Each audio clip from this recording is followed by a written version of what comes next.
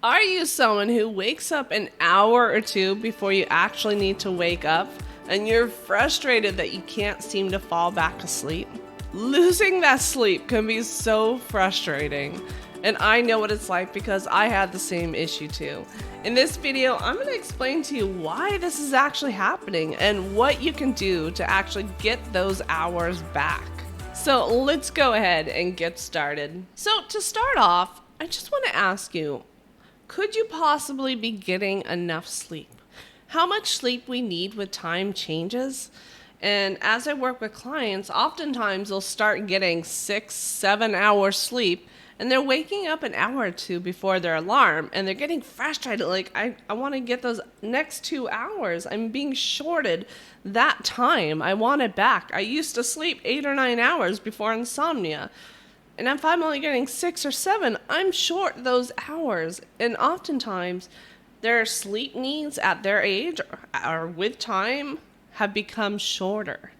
They don't need the 8 or 9 hours anymore. Their body doesn't need it. So now it's only going for 6 or 7 maybe. Maybe that's their new optimal time, their new ideal time, and they don't realize it. And they're getting frustrated because they're not getting that last hour or two. Your body can simply just be waking you up after the optimal amount of time. So I want you to look at that, how many hours of sleep you're getting. Could it be enough?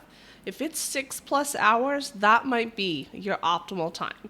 And you're not going to be able to get this amount of sleep that you got before, simply because that happens with everyone with age and with time. Our sleep needs change. Now, if you're likely not getting enough sleep, you feel like you are meant to get more sleep, then it could be from hyperarousal. Now, if you're here, you have insomnia, you likely do, then that means you are experiencing hyperarousal every night, which comes with chronic insomnia. And that hyperarousal can manifest with difficulty falling asleep, difficulty staying asleep, and waking up too early. It can happen all throughout the night. Hyperarousal can affect you. Now, what could have happened is at some point, the very first time you woke up an hour or two before, you started to have a fear-based thought. You started to worry like, oh, I hope I can fall back asleep. Have that fear. Maybe it happens again the next night and your fear increases. And then you wake up again at that time the next day. You're checking the clock and you're noticing the time and you're starting to get that fear and that worry. So your brain takes note and it starts to create this habit. It knows something is happening at that time that could be dangerous. So your brain wants you to be awake and alert to be able to face the danger or try to run or try to escape, whatever it is. Now, before I talk about what to do to break this habit that your brain has created and how to fall back asleep, I want to first invite you over to my free Sleep Makeover community, where you can get direct access to me to help you on this journey, get personalized support, free coaching, free lessons, free courses, free worksheets, tools, meditations, and so much more. There's also a very supportive community where it's very positive, and unlike the insomnia Facebook groups, you feel good after going through this community and reading and interacting. And there's other people that have overcome insomnia using the same things that I teach, and they're there to help support you as well. So it's absolutely free to join. Click the link in the description box below, and I hope to see you in there. So there are a few things that you can do when you're waking up an hour or two before your alarm or when you need to wake up. The first thing is to allow it to happen, which I know is the opposite of what you want to happen. But the more you fight it, the more you resist it, the more you're fearing it, the more you're going to keep telling your brain that there is danger. By allowing it to happen, to accept that this is what's happening right now, you are teaching your brain that you are safe. You're not resisting it. You're not trying to fight it. You're not trying to force yourself asleep. You're just going to allow it to happen so that your brain realizes with time, okay, maybe there isn't a danger at this time anymore. And I no longer need to keep her or him or whatever awake. And when this used to happen to me, What I did is I just practiced resting for the hour or two, which can be rejuvenating. A lot more rejuvenating than if you're getting stressed, you're getting anxious, you're fighting it, you're resisting it, you're trying to make sleep happen. I just rested awake. I wasn't trying to sleep and just rested until I needed to get up.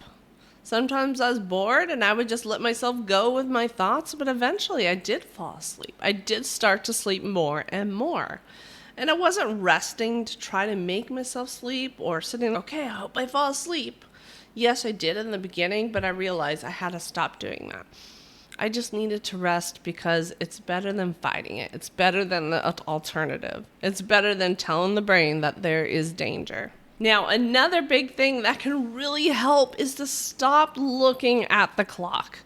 I know it's really tempting. It's really hard to resist looking at the clock. Like, what time is it? Is it almost time to wake up? Like, maybe I should just stay awake because it's already so late. Instead, cover the clock. Make it so you can't see the time. Resist the urge. Because if you don't know what time it is, it's really hard to create the habit. Really hard for your brain to create the habit of a certain time that things happen. If you stop looking at the clock, that habit will fade away with time and you will start to sleep more. Plus, I bet you can't name a single time that looking at the clock in the middle of the night when you still want to be asleep actually felt good. Did it ever feel good to look at the clock, or did it make you feel like crap? Did it make you feel fear, stress, anxious, and raising that hyperarousal level up? It doesn't feel good.